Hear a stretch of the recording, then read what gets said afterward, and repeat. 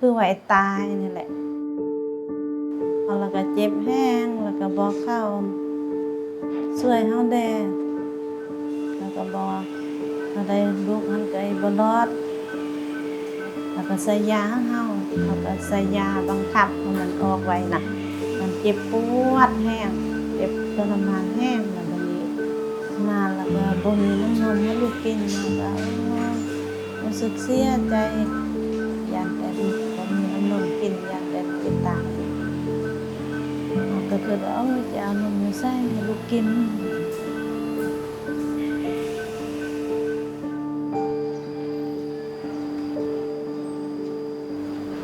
ลูกอายุเดือนปลายแล้วซื้อแอนน้อยดีตัวไอ้ปลอดตัวน้อยโพด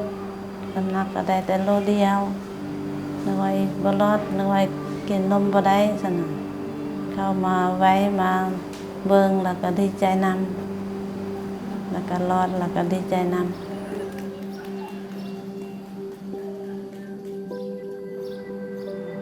ก็คือเด็กน้อยที่เกิดก่อนกำหนดเนาะสำหรับอยู่ในประเทศลาวเขายังมีอัตราสูงอยู่เนาะโดยเฉพาะของหม้อเฮานะเฮาพบเห็นว่าเกือบว่า 80% ว่าซั่นๆเนาะของเด็กที่นอนของหม้อนะเป็นเด็กที่ว่าเกิดก่อนกำหนด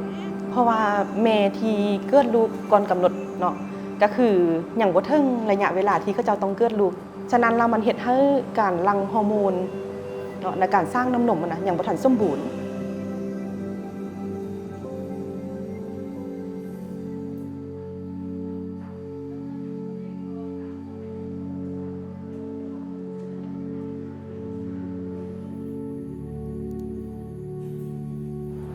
แล้วเขาจริงว่า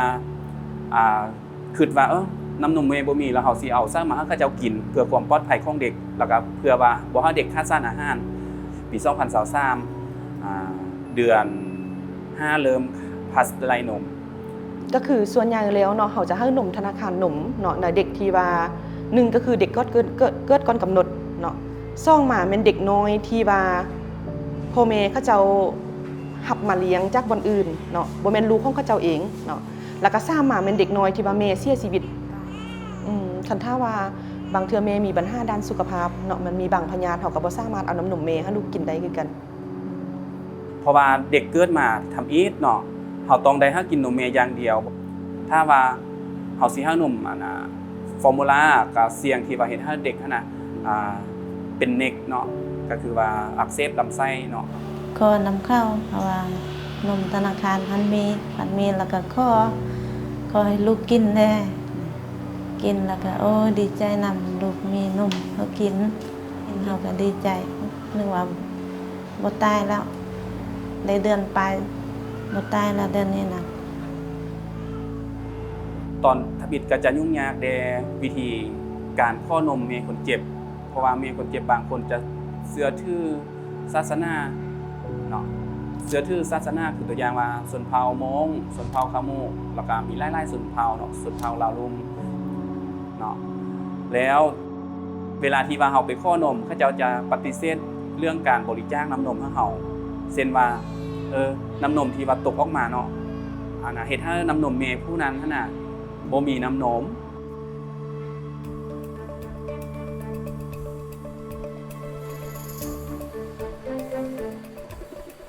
อันคือกุ้งนางเนาะจะเป็นหมู่ตั้งแต่สมัยเขาเฮียนปฐมเพราะว่ามื้อนั้นท่านเหล่าโพสต์รูปน้ำนมเนาะที่ว่าเราเอาไปทิ่มอยู่ในเฟซเนาะก่อนหน้านี้ก็ได้เกิดลูกเนาะเกิดลูกผู้ที่2แล้วก็เป็นน้ำนมหมาล่แล้วก็มีเฮาก็เหตุการณ์ปั๊มนมแล้วก็สต็อกนมไว้เนาะในตู้แช่แล้วก็เลยว่าเอานมที่เฮาได้สต็อกก่อนหน้านี้เนาะออกไปแล้วบ่ฮู้สิเฮ็ดเดี๋ยวได้เนาะสิไปทิ่มก็เสียดายก็เลยเอาไปหดตามต้นดอกไม้ก่อนหน้านี้เนาะ beautiful flower แล้วเขาก็เลยว่าไปเห็นแล้วก็เลยว่าส่งข้อความไปหาเราทาง Messenger เนาะก็ว่าเป็นยังนมคือเอาไปทิ่มนะอยู่ของหม้อเขามีทานน้ำนมได้นะฉะนั้นเราบ่สนใจมาบริจาคบ่เนาะในขณะเขาก็ตัดสินใจว่าเก็บออกมา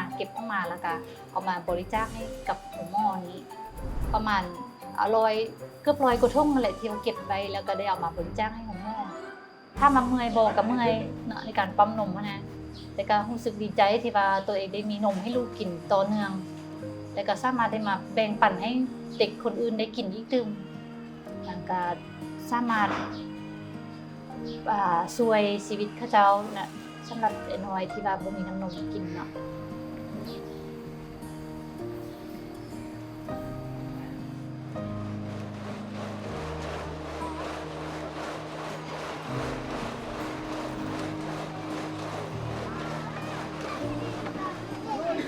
อยากให้ลูกเขาแข็งแรงดี สุขภาพดีแล้วก็ได้กินนม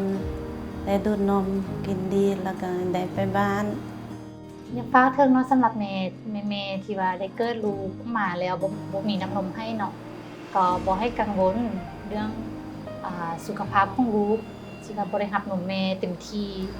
เพราะว่าทางหมอเพื่อนลาวก็คือธนาคารน้ำนมนี้ก็ได้มีน้ำนมจากแม่คนอื่นเนาะที่ได้มาบริจาคให้เป็นเลยก็หวังอย่างยิ่งให้เขาเจ้าได้มีสุขภาพแข็งแรงสมบูรณ์ตั้งแต่เล็กเกิด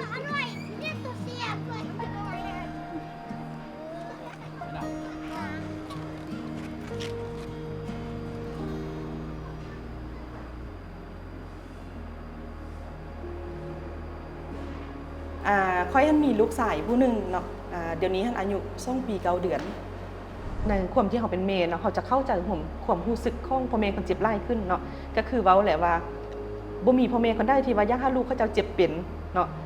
ฉะนั้นล่ะเขาจะฮู้ความรู้สึกนั้นที่สุดเวลาลูกเขาเจ็บเป็นเนาะเขาจะเจ็บปวดกว่า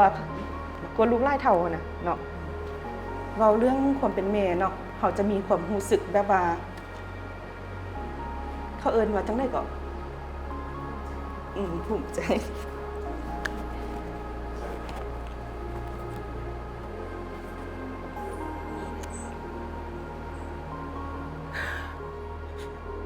บ่มีพ่อแม่บ่ได้ที่ว่าอยากเห็น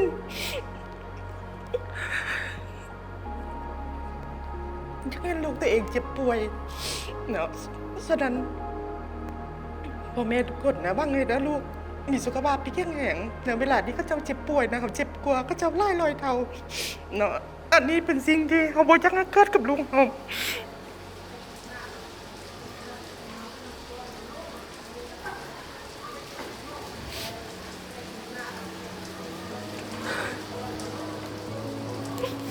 เขาก็ยังจำเป็นต้องได้เลือก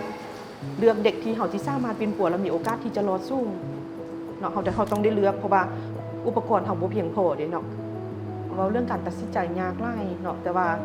เขาต้องได้ในนามหน้าที่หมอเขานะเขาต้องมาเบิ่งความเป็นจริงเนาะว่าโอกาสเขาเจ้าที่จะรอดเนาะโอกาสที่จะเสียชีวิตสูงน้อยไล่ปานใดเนาะฉะนั้นเขาต้องมาเลือกเบิ่งว่าโอกาสผู้ใดสิมีโอกาสรอดไล่ที่สุดเขาจึงเลือกคนผู้นั้นเนาะถ้าเป็นไปได้นะเขาบ่ขอเลือกเลยเนาะบ่ขอเลือกแล้วบ่ขอให้มีการตัดสินใจเลือกแบบนั้นอีกนะ